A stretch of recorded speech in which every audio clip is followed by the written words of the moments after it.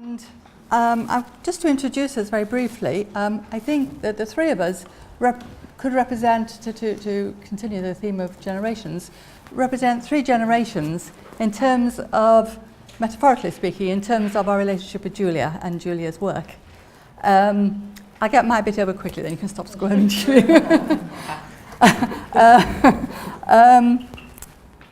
I met Julia, obviously I'm the older generation, Julia's generation, and I think we met in the 1980s, the late 1980s. Our paths may have crossed earlier because we were both at Manchester University in the 1960s, but I was in the psychology department, which for some reason was located in the medical school in those days, and Julia was well across the road with the social scientists. And in those days, I'm afraid, neither the disciplines nor the students seemed to speak to each other very much. So I'm glad to say that things have changed in that respect. But in the 1980s, we were both working on doing research on dual learner families, and I think that was when we first got to know each other. And then we found that we had a lot in common, a lot of interests in common, and we started developing collaborative ideas for research proposals, research projects. And we worked together on three projects. Can you go on to the next one? We developed three projects from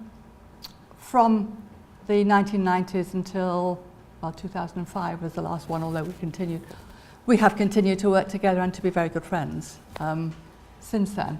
But the first project that we developed, this one, the Reconciliation of Future Work and Family, was a project looking at young Europeans in 5 different countries. One of them was Ireland, and we have Pat O'Connor with us, who was one of our partners. And it was a project where we were using and developing, and Julia was leading in all of these. She was leading the method development, of course, along with Anne in 2 of them. But we were developing the use of focus groups within a live course approach, something which colleagues will talk about a bit more. And an interesting project, but one of the things that was interesting about it was that it was not part of a framework, a research framework 5 or anything like that. It was actually an equal opportunities action project, part of an equal opportunities action initiative. And one of the things we weren't supposed to be doing was doing research. In fact, we went to a final meeting in Norway where all the people doing these action projects were presenting what they'd done. We presented this very nice data that Anne and Julia and Anne had developed. And somebody said to us, someone from the commission said to us afterwards, "You were doing research, weren't you?" No business to be doing that. What they didn't know is that it would not be possible to work on a project with Julia without having really good research methods, really rigorous research methods. And of course, we used that opportunity to do just that, to develop rigorous research methods. So that was in the late 1990s. And then following on from that, Julia and I and Peter Moss, developed another project which was quite different, called the Impact of Organisational Change on Families, which was looking at, well, organisational case studies in the finance sector, where there was a tremendous amount of change going on, transitions. And we were using, again, focus groups and also interviews, developing the sort of life course interviews to some extent that we've been using in the first project, but bringing in the context of organisations. And then we went on to a third project where we brought these things all together, the life course interviews, the different contexts, international contexts, organisational contexts, and so on. And this was the Transitions project, which was a Framework 5. This actually was a research project, European research project. And here Julia and Anne in particular, developed these methods, much more sophisticated methods, where we were looking at different layers of context. We were looking at national contexts and analysing qualitative data in terms of social and political and historical national context, organisational context. We were exploring the organisational context and individual contexts, using focus groups and biographical interviews. It's a very complex design, and what was interesting here is that we had a research team, a large research team. We had 7 different countries, each of whom had a research team. And Julia was leading these very innovative methods. But the research team were not all sociologists by any means.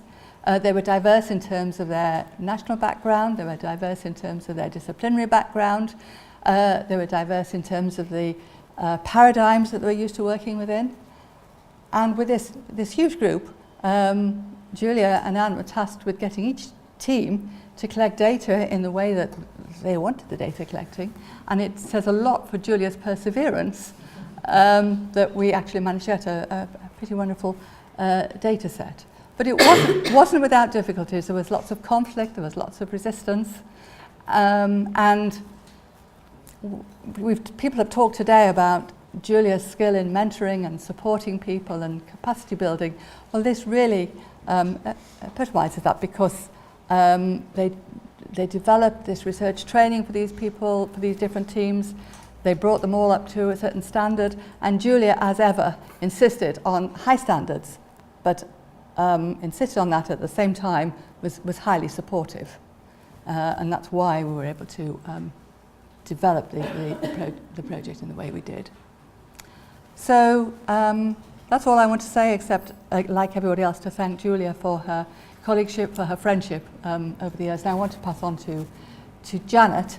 Janet came to us as a researcher on the first project and stayed with us for all these projects. So she's going to talk about a bit more about the methods, and then I'm going to hand over to Uracha, who hasn't actually worked with Julia, but came to us as a PhD student who was utterly inspired by Julia and Anne's work and methodological practice, and who'll talk a little bit about the work she did in her PhD. So over to you, Janet. Okay. Well, as Sue's just said, I came to work on that first EU project with Sue and Julia. It was my first ever job in an academic post. And Anne and so Sue and Julia took me on despite the fact I knew nothing about work-life, work-family sociology. As you might have noticed, we're all 3 psychologists here, so we're not just sociologists, and you might notice that in our approach to methods. So it was truly inspirational working with Julia all those years. I have to say I've worked with many women professors in my various contract research jobs, and Julia has been one of the most influential on me, especially in terms of her attention to rigour and methods. That it's always come back to that, not just doing applied feminist research, not just making a difference, but that constant focus on uncompromising on the methods has always been very important in terms of how she's taught me to do research. So I owe Julia a lot. Okay. So what we're trying to do as a sort of tribute to Julia in our paper in the journal, it probably comes out better than our few minutes here, is actually try and develop some of the methods that Julia and Anne have worked on in these projects and try and actually build on them and move them forward again, as it were. So that's our attempt in the journal, is not just to reflect on the methods, say what we've learned, but actually try and keep working and moving methods forwards for new generations. And we've got Uracha here as our representative of the new generation. But, so on to the methods. And the 2 methods we're going to focus on today, the life course approach and the focus group approaches, which are 2 of the main methods we developed under Julia and Anne in those projects. And when I first went to the job interview with Julia and Sue, it said in the blurb, you have to know about focus groups. So I went along not knowing anything. I'd never done that sort of research. So I said to them, what exactly are focus groups? And they just looked at each other and they just giggled a bit and said, we don't actually know yet, we're going to find out. So that was quite fun to be there at the start with no one really being an expert at that stage. So we all learnt a lot. So we're going to talk today a little bit about life course and focus group.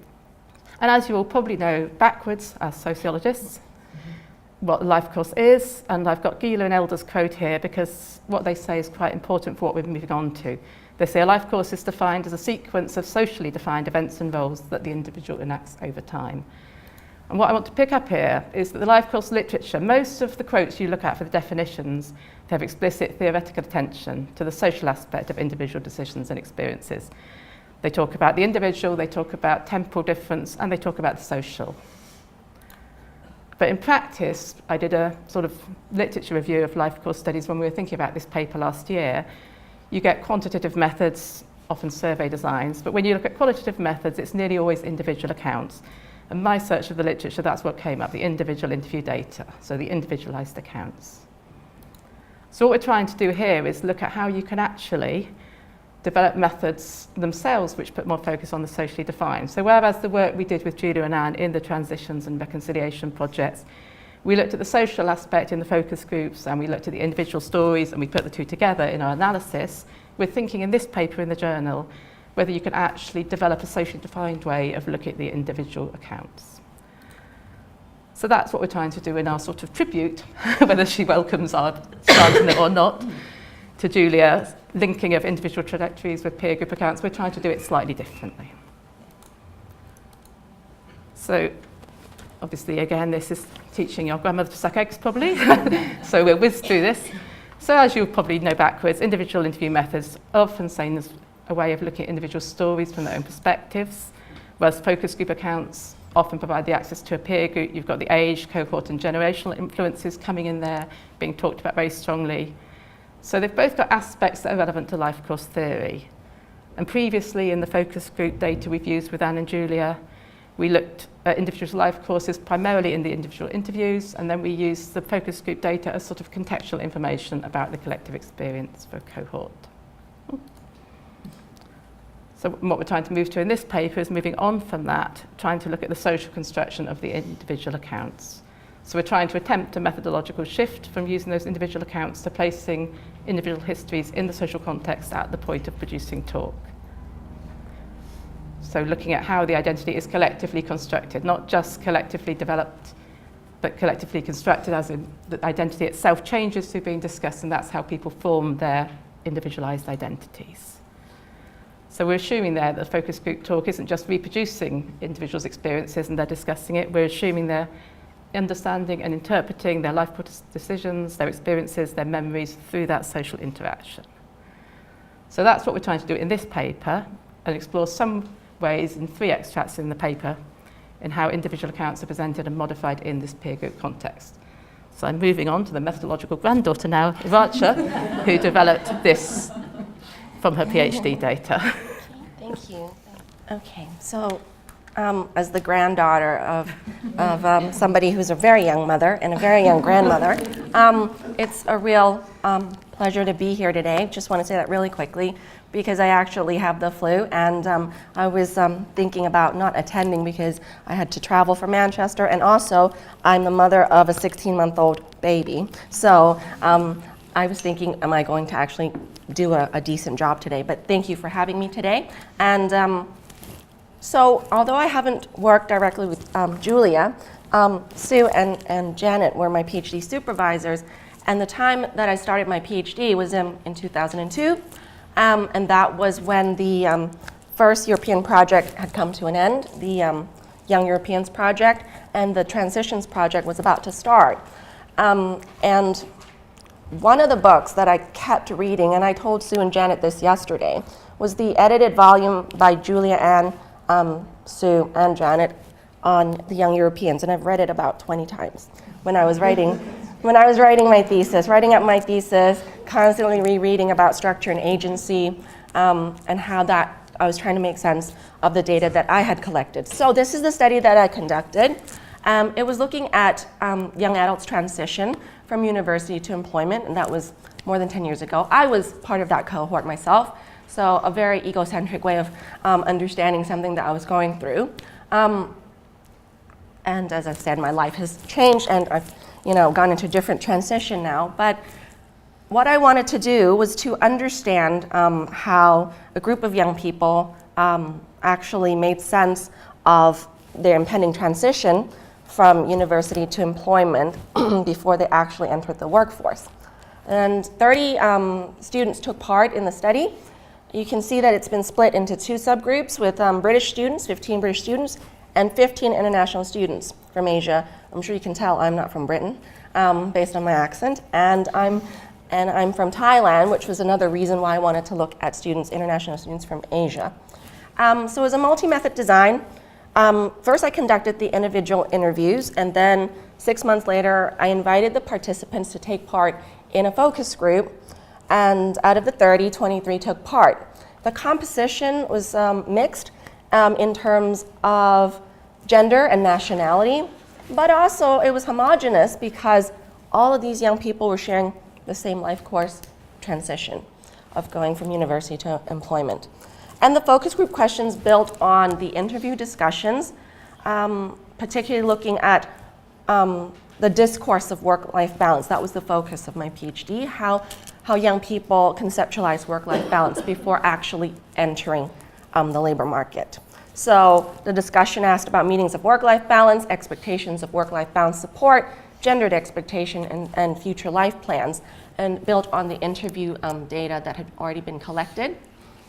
And life course approach very much influenced how I analyzed the data, and the study tried to explore how the accounts relating to the transition into adulthood were influenced by experiences that located in the young adults' countries of origin and or by their current experiences in the UK. So it was looking at the intersection of cultural norms and upbringing and also current location in time and place.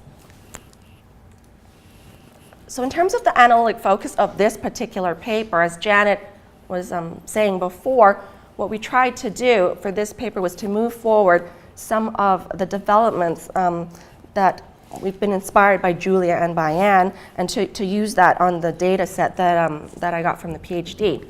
And so the focus group discussions that we focus on in the analysis for this paper looked at a specific theme, which was how individual choice was discussed among this group of young people in relation to their future work-life balance. Okay, and 3 excerpts were selected for this paper to illustrate the possibilities for focus groups as a method for exploring 2 main things. Firstly, shared assumptions of what is normative when it comes to individual transitions and how these accounts are constructed and contested by the participants among their peers. And you can read all 3 excerpts and the analysis in the paper. We're just going to focus on one for today. Okay, so I actually don't like cutting a whole focus group excerpt because that just doesn't seem very natural, but this is what we're going to have to do for this presentation. Just focus on this particular segment. I'll read it out very quickly, and then I'll quickly talk through how we approach the analysis here. So Selena is second generation British Pakistani young woman who was finishing up her PhD and was starting her first ever full-time paid job as a research associate. And she was one of the rare participants in the focus groups to actually already be in work. Sorry, whereas the rest of the participants were still completing their studies and had not yet started to look for employment. So she was talking, this is what she said: "I think it's weird our generation is in this like kind of mid-limbo stage. I think gradually things will get better in the future because, you know, technology is evolving, etc. Who knows, in the future, maybe I can actually do a lecture sat in my bedroom." She wanted to go into academia. She's now a senior lecturer. But at the moment, we're in that middle stage where we want to work, we earn our money, but we want our free time too. And I think things are changing, but we're still stuck in the middle with the old values of maybe our parents. I've seen, you know, my dad's worked Monday through to Saturday, and I only see him on Sundays. And it's like there's no way my children are going to have a father who they can't see on the weekends. So the actual full extract, which you can see in the paper, illustrates how a peer cohort group develops and constructs consensus about their changing life stages and their transition. In this segment here, we see Selena making sense of her individual choice within the constraints of their generation, my generation. Very much a peer group understanding of her individual experience, where she shifts between talk of her individual experience and the general generational expectation. So there's actually something else here that we've picked up on, and again, this was inspired by the writings of Julia and Anne on modalities when we're collecting data on hypothetical scenarios, which I drew on in my PhD as well. And we can see that she's shifting from personal to the normative accounts. And interestingly as well, this is a gendered account because unlike most of the men who took part in this study, her account of individual choice acknowledges and includes the needs of childcare, children, and family. And this discourse of being in a mid-limbo stage shows that the context of a focus group can actually capture accounts that connect the different elements of the life course. And it signals a feeling of being somewhere in between studenthood and an adulthood, which reflects, again, Anne and Julia's work on different orientations for the future, and this reflects the model of adaptability. So that's just one example from the paper. I'm just going to conclude and then hand you back over to Sue just to wrap things up. But what we're trying to do in this paper is to show that peer interactions in these groups actually resulted in participants moving between modalities, from individual experiences to normative accounts, practical accounts, and shared experiences. And the actual young people and the participants reflecting collaboratively on these points. And this illustrates the way that talks of individuals' choices were made within a specific social and temporal context. So I'll just hand you back to Sue. Okay, well, just to say that what we hope we've given you is just a small illustration of the impact that Julia's works had on future generations, on current generations, future generations, through her leadership, her collaboration, her creativity. Oh, never mind. The film. And generally, she's had a tremendous impact on all of us, and is still having tremendous impact on new students who are coming forwards. So it's ongoing.